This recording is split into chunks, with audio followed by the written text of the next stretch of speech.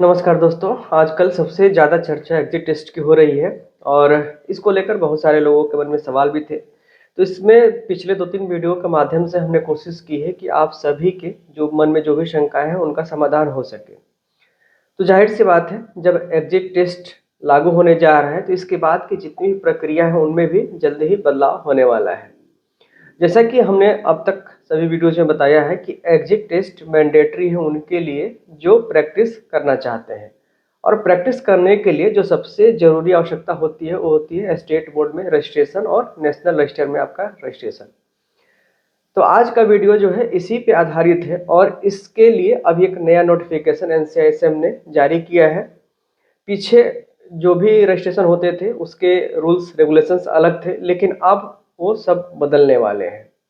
यानी कि अब तक एग्ज़िट टेस्ट की बाध्यता नहीं थी प्रैक्टिस के लिए, रजिस्ट्रेशन के लिए, लेकिन अब चूंकि एग्ज़िट टेस्ट आपको देना होगा तो अब सारे रूल्स रेगुलेशन स्टेट बोर्ड में जो रजिस्ट्रेशन के नियम है, जो नेशनल रजिस्टर में रजिस्ट्रेशन के नियम है, उन सब में बदलाव होने जा रहा है।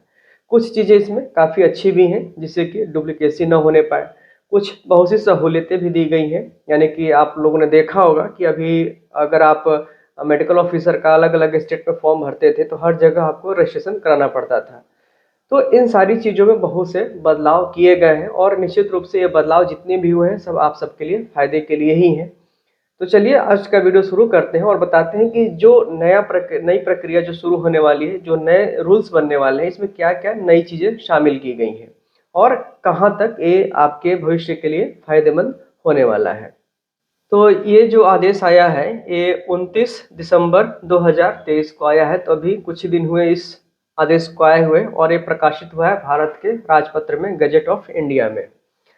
तो इसमें जो है 68 पेजेस का एक गजट है जिसमें कि हिंदी और इंग्लिश दोनों में है। तो सबसे पहले हम आपको इंग्लिश वाले पार्ट में ले चलते हैं जहाँ से हम आपको डिटेल में समझा पाएंगे।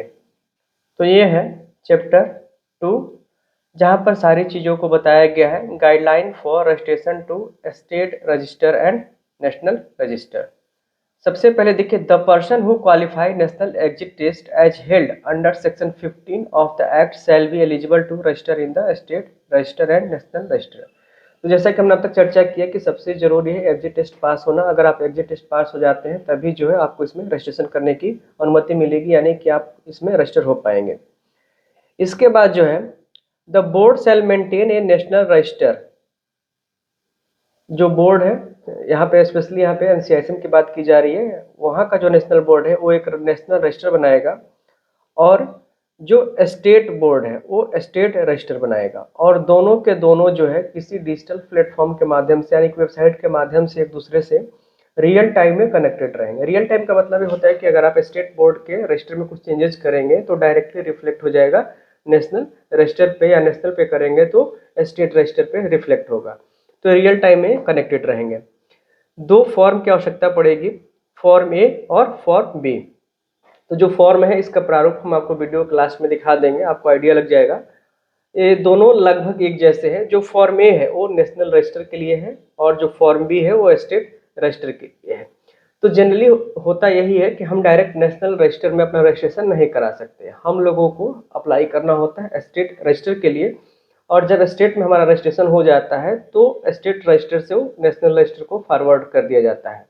लेकिन कुछ ऐसे भी स्टेट है या यूनियन टेरिटरी है जहाँ पे स्टेट बोर्ड है ही नहीं, तो वहाँ पे अगर प्रैक्टिस करना हो या वहाँ के जो रेजिडेंट्स है, प्रैक्टिशनर है, वो डायरेक्ट नेशनल रजिस्टर के लिए ही अप्लाई करते हैं। तो इसलिए थोड़ा सा डिफरेंस है इन दोनों में, जो फॉर्म ए और फॉर्म बी है। अदरवाइज दोनों में लगभग सिमिलर है। स्टेट बोर्ड जहाँ है वहाँ पे आपको स्टेट बोर्ड में रजिस्ट्रेशन कराना है, और जिस स्टेट में स्टेट बोर्ड नहीं है या बहुत से यूनियन टेरिटरीज में नहीं है वहाँ आपको डायरेक्ट नेशनल रजिस्ट्रेशन के लिए रजिस्ट्रेशन कराना है। यहाँ पे रजिस्टर के बारे में बताया गया है क्या क्या चीज़ें इसमें इंक्लूड की जाएगी। तो इसमें है कि the particular as are mentioned in form C with Aadhaar details. जितने भी प्रैक्टिशनर हैं उनके आधार के साथ साथ पूरी डिटेल फॉर्म सी में प्रिजर्व की जाएगी। फॉर्म सी भी लास्ट में दिया गया है इसमें। Date of renewal of registration of the practitioner, यानी कि आपको समय समय पर रिन्यूअल कराना पड़ेगा। वो कब होगा हम आपको आगे बताएंगे। तो जब भी आप रिन्यूअल कराएंगे उनके सारे डिटेल्स इसमें आ जाएंगे। If any disciplinary action is taken by the state medical council, तो स्टेट मेडिकल बोर्ड के द्वारा अगर कोई भी डिसिप्लिनरी एक्शन है वो भी यहाँ पे ऑन रिकॉर्ड रहेगा। अगर आपका नाम किसी वजह से स्टेट रजिस्टर से हटाया जाता है तो वो भी डिटेल रहेगा, और दोबारा अगर उसमें ऐड किया जाता है तो उसकी भी डिटेल इसमें रहेगी। तो ये सारी चीज़ें जो है मेंशन कर दी जाएंगी। अब सब कुछ ऑनलाइन ही रहेगा इसमें। एप्लीकेशन करने का यहाँ पे डिटेल है, जिसमें कि अलग अलग फॉर्म्स दिए गए हैं, उनको फिलअप करके आपको सबमिट करना होगा।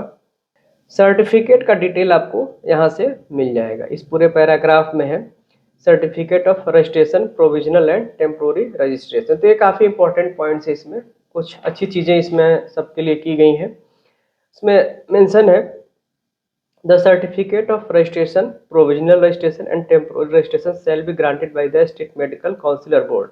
इसमें 3 तरह के रजिस्ट्रेशन का प्रावधान किया गया है। एक तो परमानेंट रजिस्ट्रेशन है, दूसरा प्रोविजनल है और तीसरा टेम्पोररी है। जो उसकी लैंग्वेज होगी, फॉर्मल लैंग्वेज, ये स्टेट बोर्ड ही डिसाइड करेगा, लेकिन उसमें है एक रीजनल लैंग्वेज रहेगा, एक हिंदी रहेगा, लेकिन सॉरी इंग्लिश रहेगा। लेकिन जो नेशनल है उसमें सिर्फ 2 ही लैंग्वेज रहेंगे, इंग्लिश रहेगा और हिंदी रहेगा। तो स्टेट वाले में रीजनल होना भी चाहिए, क्योंकि अलग अलग हमारे देश में अलग अलग भाषाएं हैं, तो उसके हिसाब से एक रीजनल होगा और एक इंग्लिश होगा। ये पॉइंट जो 7th है रिन्यूअल वाला, ये इम्पोर्टेंट है। इसमें बहुत सी चीज़ें नई नई की गई हैं। जो पहला है registration number and name approved for renewal shall bear a separate identifiable sign along with its entry. यानी कि जब भी आप रिन्यूअल कराने जाएंगे तो उसमें कुछ नई नई चेंजेज आपको देखने को मिलेगी, और वो सब उसमें डिटेल्स आपको एंट्री रहेगी। Every name registered in this register may be renewed for a further period of 5 years on payment of renewal fee as decided by the state medical council. तो इसमें जो रिन्यूअल का है, ये हर 5 साल पे आपको रिन्यूअल कराना होगा आपका, और उसकी फीस भी इसमें दी गई है। कितनी फीस होगी उसका सबका डिटेल इसमें है। तो 5 साल पर रिन्यूअल कराना होगा। और every practitioner who has completed 70 years of age shall produce a life certificate. ऐसे प्रैक्टिशनर जो 70 साल के होंगे तो 70 साल के बाद उनको हर साल अपनी लाइफ सर्टिफिकेट यानी कि जीवित प्रमाण पत्र उनको सबमिट करना होगा। इसका इन्होंने प्रोसेस जो किया है, ऑनलाइन और ऑफलाइन दोनों तरीके से आप जमा कर सकते हैं। जो प्रैक्टिशनर है, practitioners above the age of 70 years shall be exempted to pay.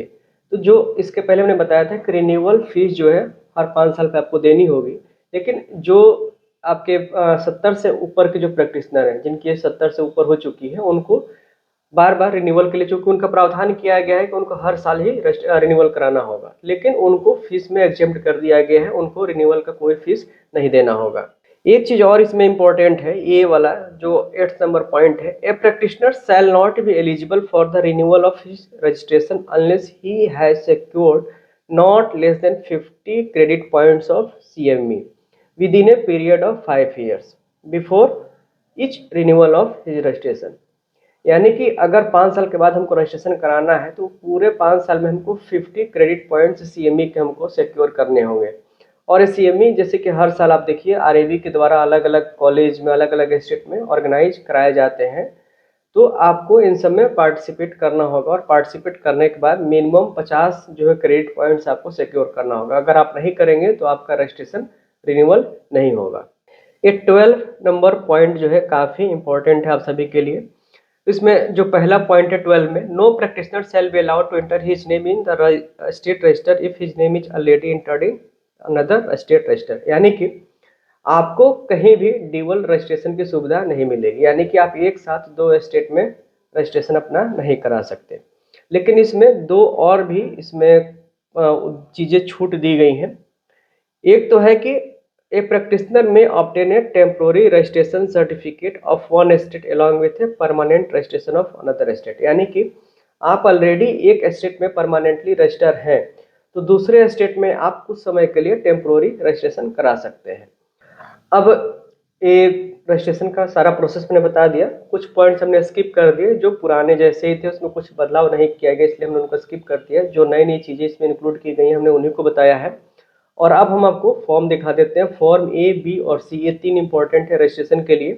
तो ये है फॉर्म A का प्रारूप, नेशनल रजिस्टर के लिए जो आवश्यक होता है, और फॉर्म B जो है स्टेट के लिए होता है। तो फॉर्म A में ये जो डिटेल्स आपको चाहिए, एक तो name, gender, date of birth, father's name, mother's, spouse, blood group, Aadhaar, voter ID, PAN number and nationality, इतनी सारी चीज़ें आपके पर्सनल डिटेल है।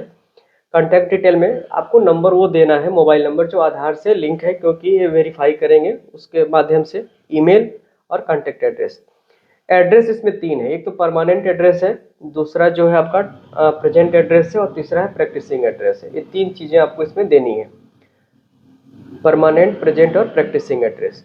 प्रैक्टिसिंग एड्रेस वैसे ऑप्शनल है, क्योंकि कई बार लोग होता है कि जहाँ रहते हैं अपने आवास में प्रैक्टिस करते हैं, तो ये प्रैक्टिस एड्रेस भी वही हो जाएगा जो आपका रेजिडेंशियल है।